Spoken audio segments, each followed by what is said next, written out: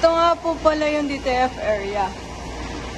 Yung computer no QE printer po. Okay pa naman po yung mga drive niya, hindi pa naman po ito. Naman po yung QE na printer po. Sa ngayon po may 32 meters lang po akong piniprint dito. Ayan po. Naman po yung computer sa DTF Crayon. Okay pa naman po yung mga drive niya, hindi pa naman po no. Ito naman po yung DTF Crayon po. Sa ngayon po, may piniprint po siya. Yung mga same day lang po, yung napiprint po dito. Tsaka yung mga 10 pababa pong, 10 meters pababa po. Dito pala sa QE printer po, yung napiprint ko po dito, mga 10 meters pataas po. Kasi po, pag isa-isa lang po, mahirap po mag-print. Kasi po, wala pong vacuum yung oven at hindi po ma-under yung belt.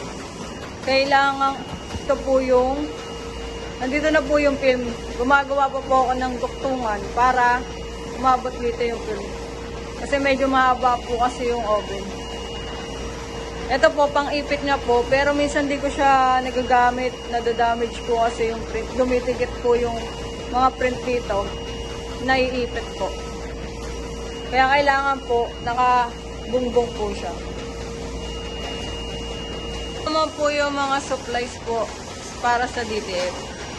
Swap white na nagagamit ko na po siya kasi ito po yung ink ng QE na printer po. So ngayon po, konti na lang po, pero umorder na po ako.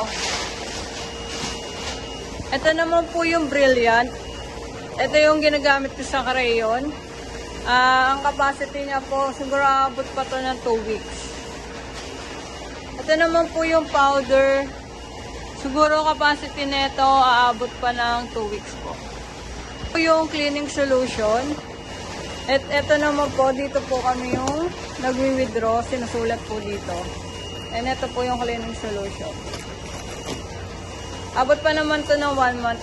Hindi naman po malakas mag-cleaning solution. Ito nga po pala yung ink ng QE na CMYK. Actually, ubos na yung black.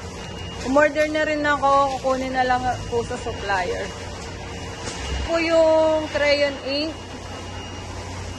Sa crayon ink po, medyo kulang na rin po ako, pero umorder na rin po ako.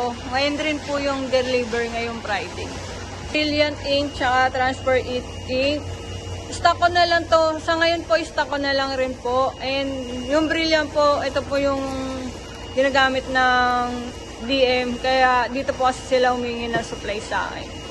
Ito pong transfer supplies na lang po dito sa office. Pending rack ko. Yung table ko. Maayos naman siya. Yan yung corkboard. Di pa po kasi siya nadidikit. Wala pa po kasing maglalagay. And wala rin po akong pin kaya hindi ko po siya malagay. Tapos ito po yung mga DTF. Dito po, DTF na 30cm na pin po. Dito po sila nakalagay. Yung ibang box po, na dispose ko na po. Once ito po, powder po yung nakalagay dito. Yung iba kong supplies na powder, dito ko muna po nilagay. Ito po, yung sa exhaust, hindi po kasi siya kasya. Na hindi po namin malagay. And sabi ko rin kay Sir Clinton na palitan na rin po to kasi may tumutulo na rin po. Pero gumagana naman yan. Po yung isang exhaust, gumagana naman po. Kaso gusto ko na rin po talaga papalitan kasi tumutulo na po siya. Ayan po, tumutulo.